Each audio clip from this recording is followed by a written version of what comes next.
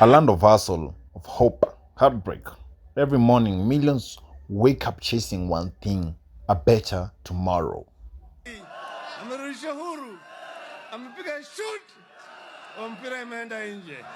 But some tomorrow feels like a story that never comes. In the middle of that pain, there was one man who believed the poor deserve not pity but power. Raila Odinga.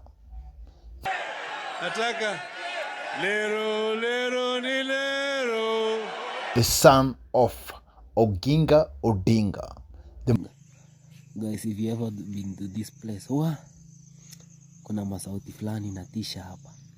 The man who stood through the tear gas, detention and defeat, but never ever in storm, he never stopped dreaming about Kenya that works for everyone.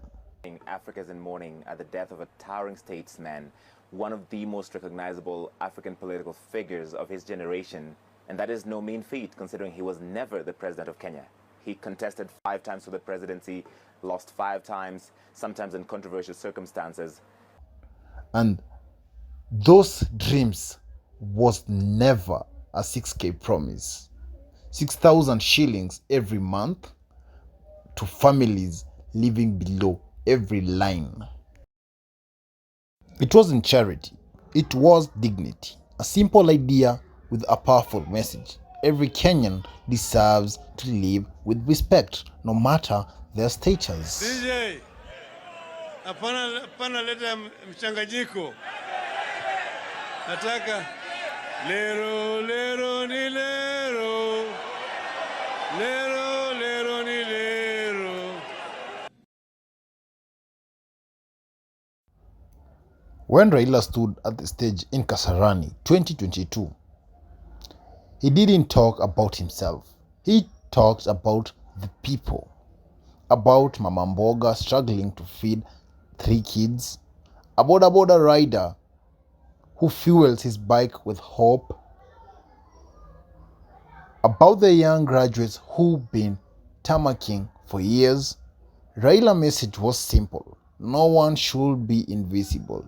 The 6K promise was never about free money. It was about balance, about building a country where life isn't a fight for survival.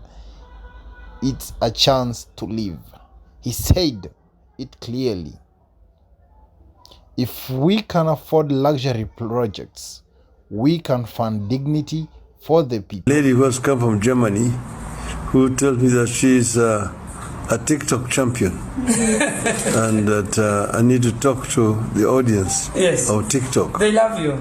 So I love TikTok. This was leadership. That was vision. Behind a successful man, there's a woman. Somebody said this when we were attending a function with a Nigerian friend of mine in Europe. The plan was smart. Target 1 million vulnerable households, provided each with 6,000 shillings monthly. But here's what most people missed. It wasn't about giving money and walking away. It was about empowering people. The cash transfer was just the spark to help families that start small businesses, pay school fees, buy food, and rise again. And this wasn't funded by magic. The Azimio team had identified budget, saving, and redirected funds from corruption loopholes.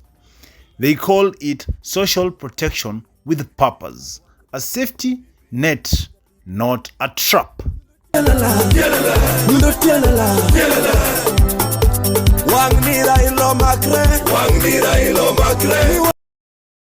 Because when you leave the bottom, the whole nation rises. But not everyone believed. Some laughed, some mocked it, called it impossible. They said, where will the money come from? But we've seen billions vanish into scandals. Some, maybe the question wasn't, where will it come from?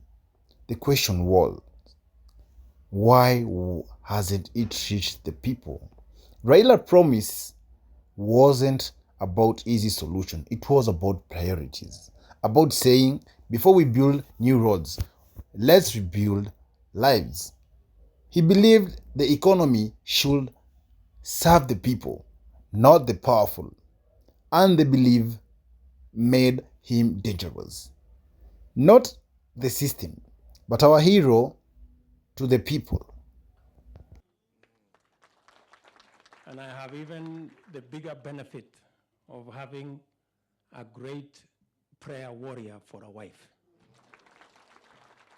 And I think 3/4 of my success is because of those two women. I wouldn't be standing here because I am a man of many weaknesses.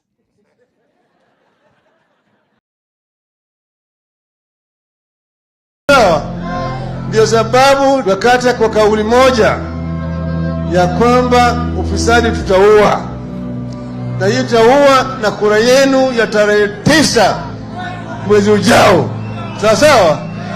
Hii kura ambayo tutakwenda kupiga ni kupiga, tunamaliza nayo ufisadi, tunaingiza serikali ya kwenda kusafisha kila kitu ya baba na mama.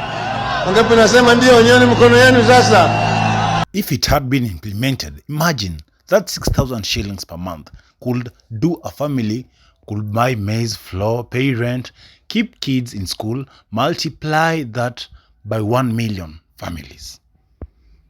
That's not just relief, that's revival. It will circulate billions through local markets, spurring micro-business, boosting villages' economies. Raila's idea was never about dependency. It was about dignity and opportunity. Because true poverty isn't just lack of money, it's lack of options. And he wanted to change that story.